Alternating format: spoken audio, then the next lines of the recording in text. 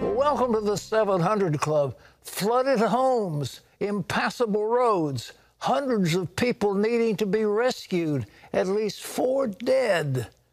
All in the aftermath of killer storms that wreaked havoc across the South, including 16 tornadoes spotted over 24 hours.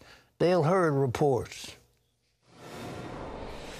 Severe weather ripped through the South over the weekend from Texas to the mid-Atlantic, leaving a trail of damage in its wake. Torrential rains across Tennessee flooded homes and churches and left roads impassable. Nashville's mayor declared a state of emergency Sunday night after more than 7 inches of rain fell on the city, the second highest two-day total in recorded history. The Nashville Fire Department had to rescue more than 130 people from cars, apartments, and houses. At least 4 people died. It took 600 of our fire personnel to respond to these events, along with our emergency response units and water rescue. Homes were filled with water. It looks like someone came in and ransacked. The storms devastated other parts of the South, with 16 tornadoes in a 24-hour period. In Shelby County, Alabama, Dave Grubick saw his home of 20 years reduced to a pile of rubble. We were able to salvage quite a bit of memories, scrapbooks, baby books, pictures on the wall of the grandkids. I'm going to tell you what even touched me more, the people that are helping. I don't even know who they are. And in East Texas, these aerials show some of the aftermath. Buildings heavily damaged, including this church. Trees snapped in two and debris everywhere. And I got right in the hallway and it hit. I heard glass and my roof, I heard that aluminum coming off. And I kept praying, Lord, Lord, Lord. And where I was standing, nothing was touched. Alabama residents are still cleaning up after twisters devastated homes and killed at least 5 people late last week. Operation Blessing stepped in to distribute pallets of water and Home Depot disaster kits through a local church. Dale Hurd, CBN News. Thanks, Dale. Folks, we want you to know Operation Blessing in your name is out there. And we want to be on the scene when anybody is in trouble.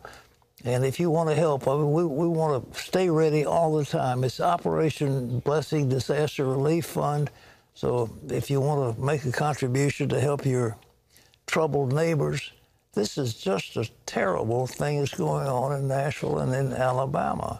And we want to let them know and let the Lord know that we care. So it's nice to sit back and say, well, thank the Lord it didn't happen to me. But how about those others? So let's help them. And Operation Blessing is going to be on the scene. Let me give you the number again. It's just 707,000 or Operation Disaster Relief Fund. Okay. Well, in other news, the crisis at the border continues to spin out of control. The president said, there's no crisis. What crisis? What are you talking about? Well, so what action did some Republican senators take over the weekend? And how did a Biden administration official try to stop them? John Jessup has more on that story. Senate GOP, Pat, are reporting on the situation at the southern border, 18 of them making their way to the border this past weekend. Texas Senator Ted Cruz posting this video from one of the pods housing thousands of illegal immigrants and the official who tried to stop him. So you work for the commissioner, your senior advisor. You were hired 2 weeks ago, and you're instructed to ask us to not have any pictures taken here. Please respect the people, because the political rules. leadership at DHS does not want the American people to know it. Please respect the rules, sir. In another video, Senator Lindsey Graham walked the path of many of those illegally entering the country. There's a loophole in our law that incentivizes people to bring 6-year-old children with them because the Biden administration has changed the law so if you got a 6-year-old, you can't be deported. They're all processed, put on a bus, and 8 hours after being apprehended, they're released in the United States. And it's a humanitarian tragedy, but it's literally insane policy. We've got a trail here where the U.S. government is marking it for illegal immigrants. And I don't blame the Border Patrol agents. I blame the federal government for creating this mess. A record 18,000 unaccompanied children caught crossing the border, Pat, are illegally now in the United States custody. The Vice President Kamala Harris has been put in charge of that. She's the one that called ICE people stormtroopers, and she's in charge of it. But ladies and gentlemen, the president's got to do something. I mean, he's just not totally a figurehead. And the people have said clearly, we're coming because we were invited by Mr. Biden, President Biden, Joe Biden. And they say it. You know, we wouldn't come if Trump was there because we know we wouldn't be allowed. But they think now's the time to come in. We can't afford it. We can't handle them. And now some of them are being put into the middle of the country. And one thing I heard about, is shocking, but these coyotes, as they're called, are supposedly helping people come, and if they have an amount of money, they give them a wristband, and then when they do that, they take the details of their family, and so when they are released into the United States, these people are able to follow them to the place in the United States where they're living and then threaten their family members if they don't pay the money and so forth. So the cartels down there, the drug cartels, are making a fortune on these poor, suffering people. And the Biden administration has got to deal with it, and they're not doing it. John? Pat, turning to the Middle East, where they've made minor progress in clearing the Suez Canal of that stuck container ship. Tugboats partially refloating one end of the massive vessel this morning. Still, it could be days or weeks before traffic flows freely through the canal. As Chris Mitchell reports from Israel, the situation is causing major disruptions in the global economy. 10 tugboats pushing and pulling the run-aground ship, along with help from the high tide, managed to partially free the vessel. But there's no word on when it will be completely freed. 7 days ago, the skyscraper-sized Ever Given got stuck in the crucial waterway, something that's never happened in the 150-year history of the Suez Canal, one of the most strategic waterways in the world. It carries about 12% of world trade each year. That's roughly, in monetary terms, about $1.1 trillion worth of cargo passed through the Suez Canal, about 3 billion every day. About 18,000 ships use it a year. It's about 50 ships a day, so it's absolutely key. So you get something like this, a ship effectively blocking it, you actually really are blocking that trade flow. The massive traffic jam holding up nearly 400 ships, which contain everything from furniture to coffee to car parts.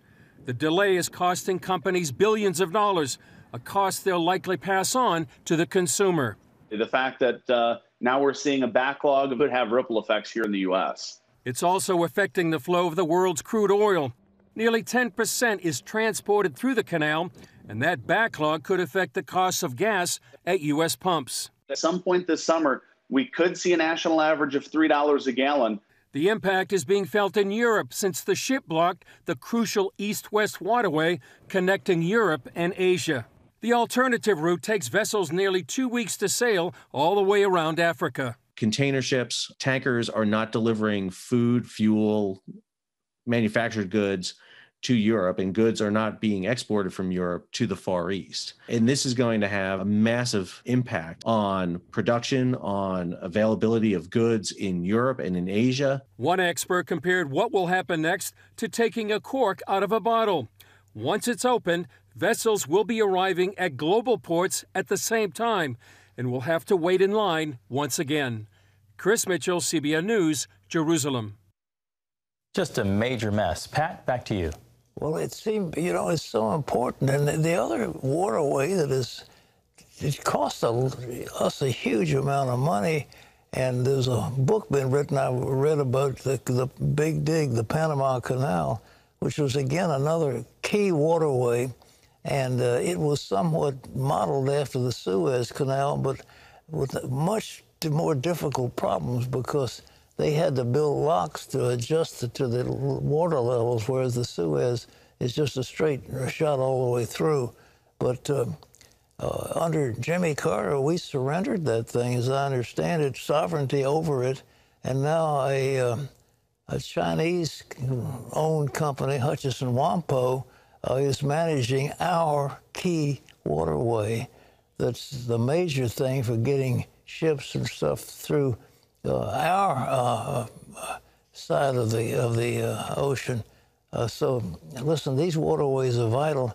I to this day can't understand how come that ship ran aground. It must have been poor piloting. The guy just wasn't paying attention when he was coming through, because it's a straight shot. There's no reason that they should have gotten grounded, but they did. And, oh, what it's doing. John? Pat, China is agreeing to invest $400 billion in Iran over the next 25 years, pledging to put money into industries such as banking, telecommunications, transportation technology, and healthcare. The two sides signed an agreement over the weekend. The payoff for China? Deep discounts on Iranian oil to fuel its economy and influence in the Middle East. The draft agreement included greater military cooperation between the two nations, including joint training exercises, weapons development, and intelligence sharing. China now calling on the United States to drop economic sanctions against Iran, which the Biden administration refuses to do until Iran stops enriching uranium. Well, Myanmar has seen over the weekend its deadliest day since the military coup last month. Soldiers and police firing on civilians in dozens of locations Saturday, killing more than 100, including 7 children. Witnesses report security forces seeming to fire randomly into crowded neighborhoods. The atrocities happening as the military observed Armed Forces Day. A dozen nations, including the United States, released a joint statement condemning the violence. More than 400 people have died in peaceful protests since the military takeover. Pat? I want to say, I don't think a joint statement condemning the violence has one iota of influence. What will have influence is you have military action to kick those thugs out of power. There was a civilian government in what used to be called Burma, Myanmar, and these generals, there was a military coup. So we're going to issue a joint statement condemning it, say, isn't that a terrible thing? Yes, it's a terrible thing. How about getting tough with some arms and putting it down? There needs to be joint action against things like this to prevent it from happening. We've let it happen here in our country, in Venezuela, and it's devastating to the people. We need to take action, not issue joint statements. John? Pat, here at home, opening statements in the Derek Chauvin trial began today. Chauvin faces second and third degree murder and second degree manslaughter in the death of George Floyd. The jurors consist of 9 women and 5 men, all of different ethnic backgrounds. The trial is expected to last for several weeks. Well, the death of George Floyd sparked a national conversation and protests about race relations in America. CBN's Charlene Aaron introduces us to one group that's working to break down barriers by planting churches in minority communities. The Global Church Planning Network, Acts 29, launched the plan in an effort to start and grow gospel-centered churches in Hispanic and urban communities. A move that comes at a time when America's Latino population continues booming growth. Because the Great Commission says go to all nations. As leader of the initiative, Pastor Doug Logan wants to focus on unity as well as diversity. What it's going to reflect is God's heart for the lost of all nations. When we begin to reflect that, and we don't have a messianic complex where we think our culture is elevated over other cultures, and we realize we sit under the living God who levels the playing field because sin has leveled us and grace has brought us into family and relationship, we then can begin leading the way in displaying the manifold beauty of the family of God.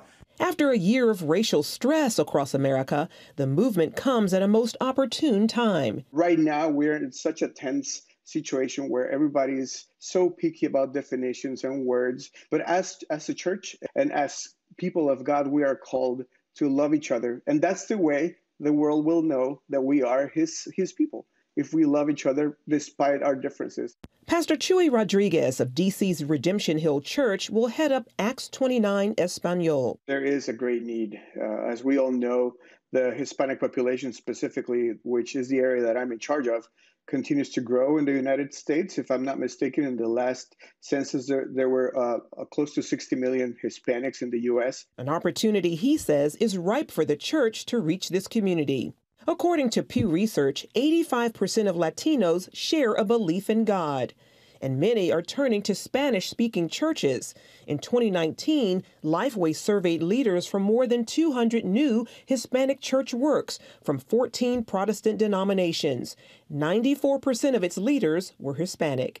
Almost every single Latino country in the world is represented in the United States. And we have a prime opportunity to teach them, to train them, to disciple them, and to show them the gospel so that they can be light wherever they go. With help from the Richmond-based Grimke Seminary, Hispanic pastors will be trained in biblical clarity, cultural engagement, and Acts 29 plans to fully support them in the outreach effort. Part of that requires specific reading in each class and pursuing a diverse faculty and staff. I believe that a partnership between a church planting network and a seminary that is allowing and intentionally having courses for minorities is probably the perfect match for the next generation of pastors. Pastors focused on leading all to what matters most. That we want to have an authentic mission and movement to the least, the last, and the lost of any race.